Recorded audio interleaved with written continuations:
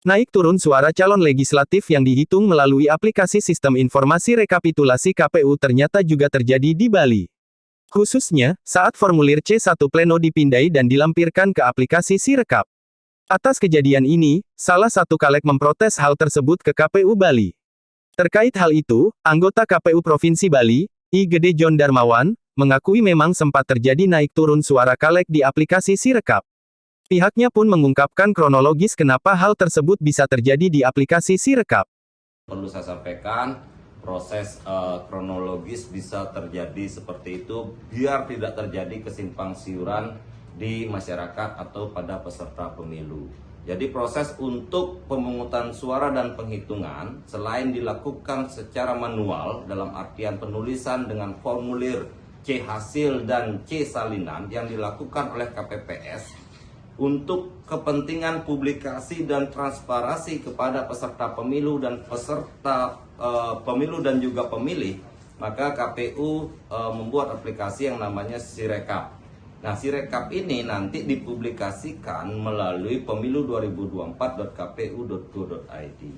Nah, proses itu menjadi proses lanjutan dari apa yang sudah diupload oleh KPPS di Sirekap akan ditayangkan atau dipublikasikan di website tersebut.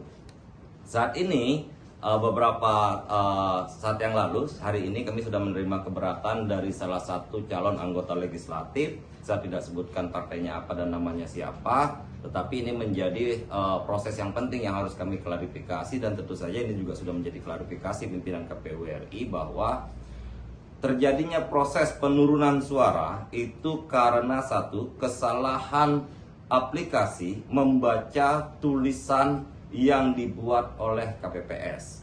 Dalam proses lembaran C hasil, nanti saya pandu lagi, saya akan sampaikan.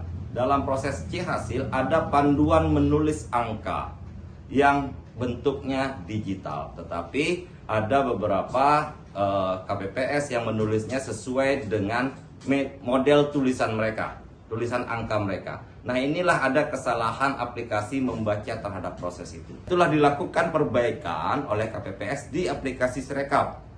Dilihat kembali ke dokumen yang menjadi rujukan yaitu C hasil. Ia mengatakan telah dilakukan perbaikan oleh KPPS berdasarkan masukan dari masyarakat.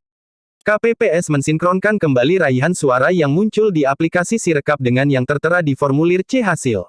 Sehingga, terjadi naik turun suara caleg pada aplikasi Sirekap. Ketut Winata melaporkan.